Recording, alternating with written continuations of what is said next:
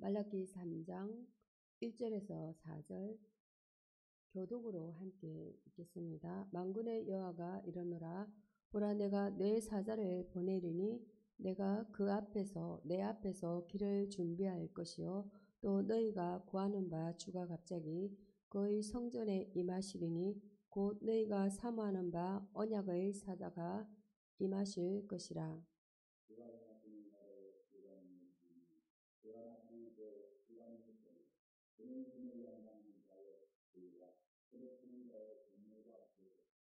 그가 오늘 연단하여 깨끗하게 하는 자같이 앉아서 내 자손을 깨끗하게 하되 금언과 같이 그들을 연단하리니 그들이 공의로운 제물을 나 여호와께 바칠 것이라.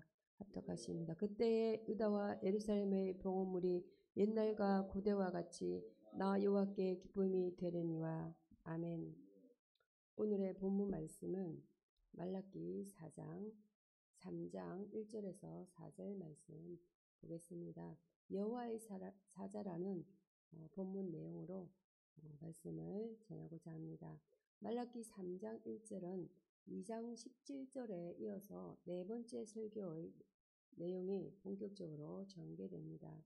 내 사자를 보내리니 준비할 것이요. 이는 신약 성경의 마태복음 11장 10절과 마가복음 1장 2절과 누가복음 7장 27절에 각각 인용된 구절이며 그 인용구에서와 같이 여기서의 길을 준비할 사자는 곧 광야에서 외치는 자의 소리 이사야 40장 3절로 소리로서 주의 길을 준비했던 침례 요한을 가리킵니다. 한편 1인칭으로 쓰여진 내는 본 구절에서 하나님과 하단의 주로 언급된 예수 그리스도를 혼용하여 지칭하는 명칭인 바 이는 곧 성부 하나님과 성자 예수 그리스도의 본질적인 동질성을 시사합니다.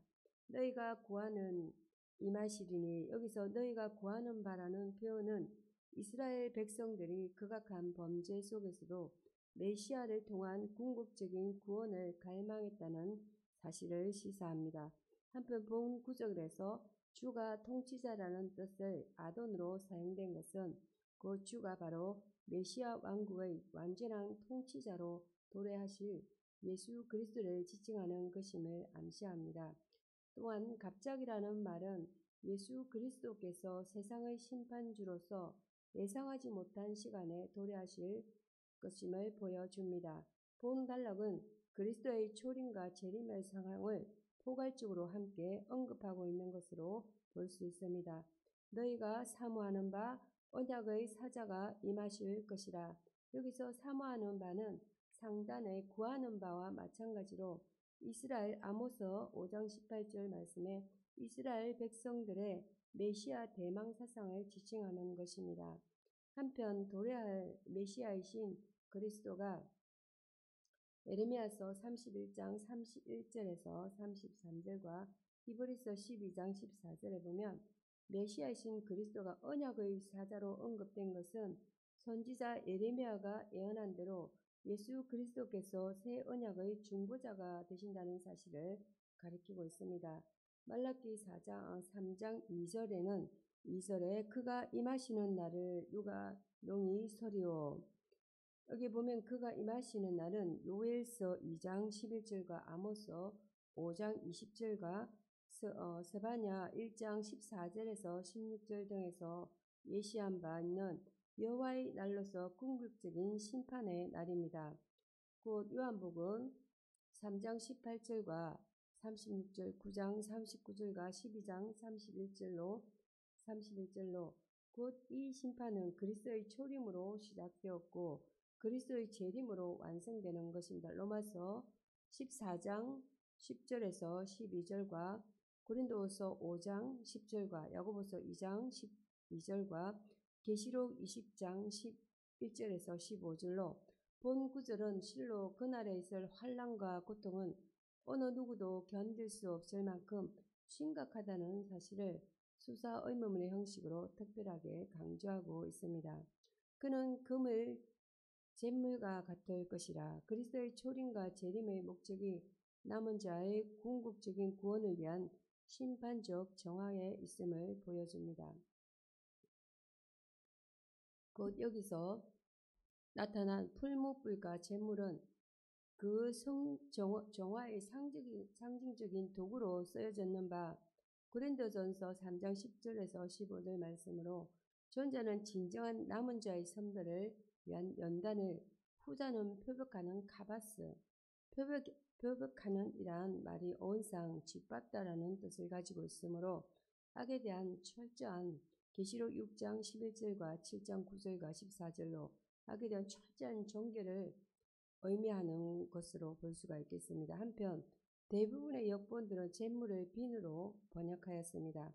말라기 3장 3절에는 그가 오늘 연단하리니 그리스도 자신을 연단하는 불과 정결하게 하는 제물로 언급한 데 이어서 본 구절에서는 금속을 정제하는 제련사의 모습으로 묘사합니다. 한편 그 제련의 대상이 되는 레위 자손은 타락한 제사장과 대조되는 의미에서의 실질적인 제사장 가문을 가리킬 뿐만 아니라 히브리서 9장 23절에서 10장 14절로 베드로전서 2장 5절과 9절, 계시록 1장 6절과 5장 10절, 20장 6절로 왕같은 제사장이 된 신약시대의 성도들까지를 의미하고 있습니다.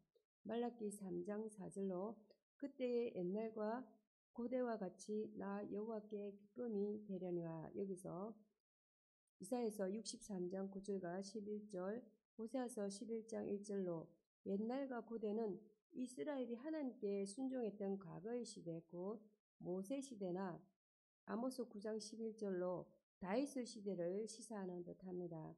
1장 8절과 13절, 14절은 따라서 본 구절은 말라기 선지자 당시에 형식적으로 드려진 불의한 제물과 대조되는 의미에서 신약시대 성도들이 드릴 제물이 옛날과 고대의 그것으로 전심으로 드려지는 것으로서 로마서 12장 1절로 온전히 하나님의 뜻에 합당한 영과 진리로 드리는 산 제사의 제물이 될 것을 암시합니다.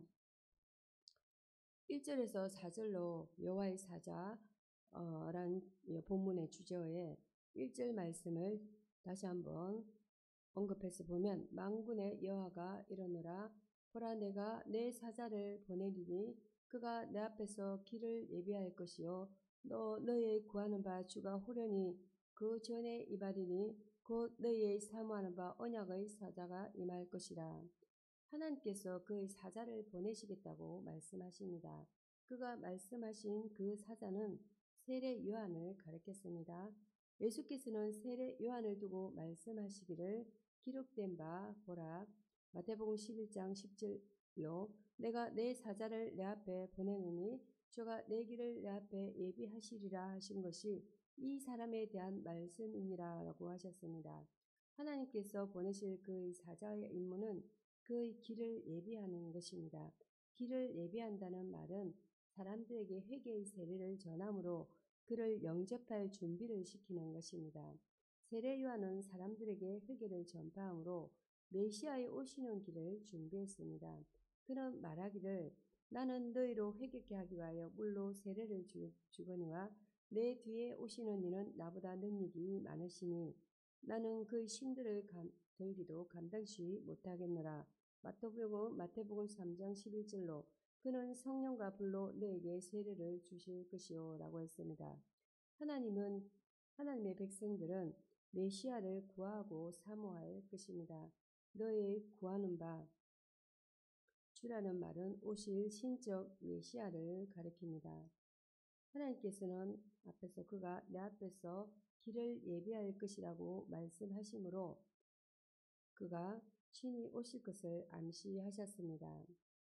오실 그리스도께서는 주 하나님이실 것입니다. 디도서 2장 13절은 그를 크신 하나님으로, 요한일서 5장 20절은 그를 참 하나님으로 전가하였습니다. 그는 그의 성전에 임하실 것입니다. 또 그는 언약의 사자로 오실 것입니다. 그는 죄사함과 영생의 구원을 주는 언약을 하나님의 택한 백성들과 맺으실 것입니다. 예수 그리스도께서는 새 언약의 중보로 오셨습니다. 히브리서 9장 15절로 그는 새 언약의 중보니 이는 첫 언약 때에 범한 죄를 속하려고 죽으사 부르심을 입은 자로 하여금 영원한 기업의 약속을 얻게 하려 하십니다. 아멘. 2절에서 4절로 말씀은 그의 임하는 날을 누가 능히 당하며 그의 나타나는 때에 누가 능히 서리오. 이는 그는 그가 금을 연단하는 자의 불과 표벽하는 자의 잿물과 같을 것임이라. 그가 언을 연단하여 깨끗게 하는 것 같이 앉아서 레위 자손을 깨끗게 하되 금은같이 그들을 연단하리니 그들이 어려운 의 안에서 제물을 나 여호와께 드릴 것이라. 그때에 유다와 예루살렘의 현물이 옛날과 고대와 같이 나 여호와께 기쁨이 되느니라. KJV 성경과 NASB 성경, NIV 성경에서는 그들이 어려움을 의 안에서 이렇게 번역합니다. 이 말씀은 메시아의 오심과 그의 정결케 하시는 사역을 가리킨다고 봅니다. 죄인들은 그 앞에서 변화될 것입니다. 메시아의 신적 위엄의 영광을 본 자들은 그 앞에 엎드렸습니다. 누가복음 5장 8절로 베드로는 주여 나를 떠나소서 나는 죄인이로소이다 라고 고백하였습니다. 물론 세상을 정결케 하시는 주의 위엄은 마지막 심판 때에 완전히 드러날 것입니다. 메시아의 오심은 세례 요한과 많은 선지자들은 메시아의 오심을 위해 기다리며 예비하고 있었습니다. 그러나 메시아는 무엇을 위해 오실 것이었는가입니다. 정결케 하기 위하여 오셨다라는 것입니다. 3절입니다. 죄인이 하나님 나라에 가는 데는 정결한 자가 아니면 안 된다고 말씀합니다.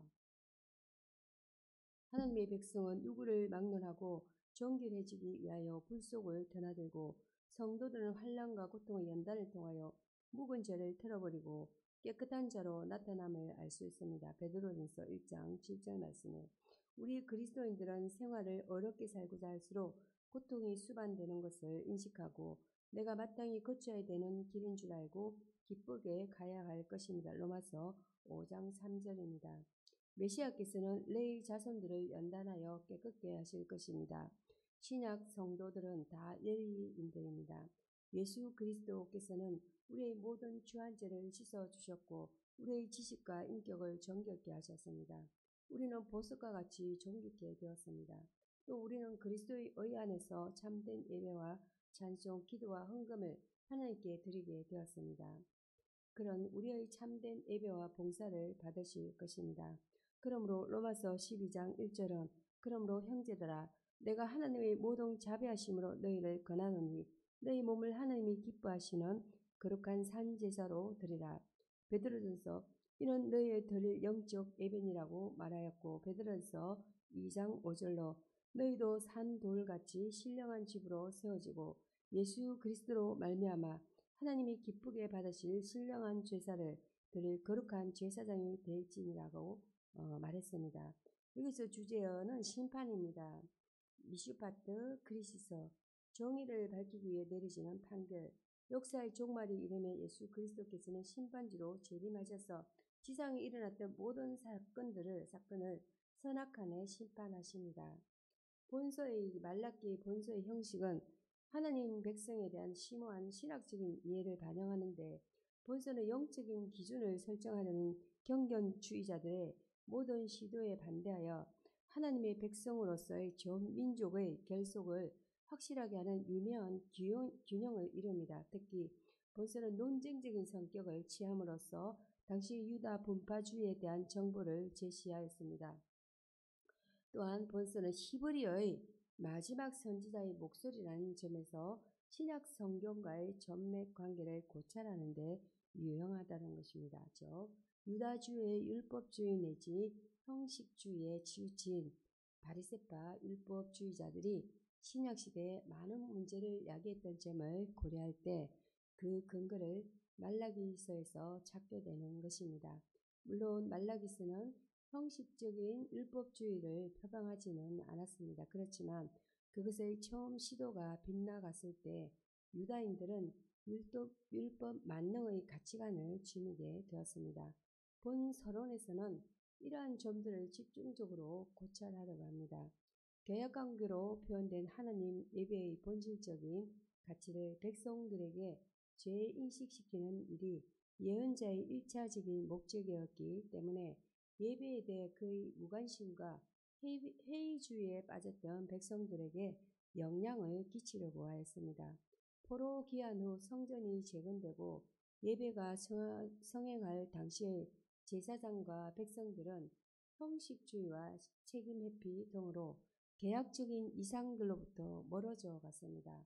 또한 이방 여인과의 자폰이 성행하고 그에 따른 이방 종교 의식에 탐닉하는 한편 간통, 거짓, 맹세, 가난한 자들에 대한 학대가 자영되던 시기였습니다.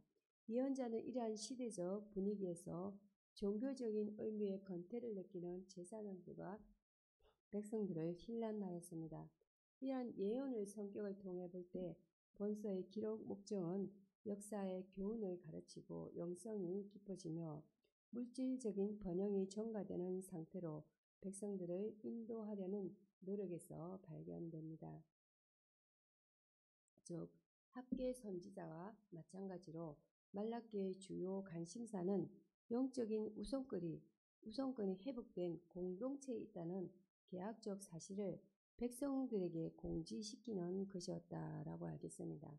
그러기 위해서 말라기는 백성들을 사로잡고 있던 정신적인 불안의 핵심을 지적하였습니다.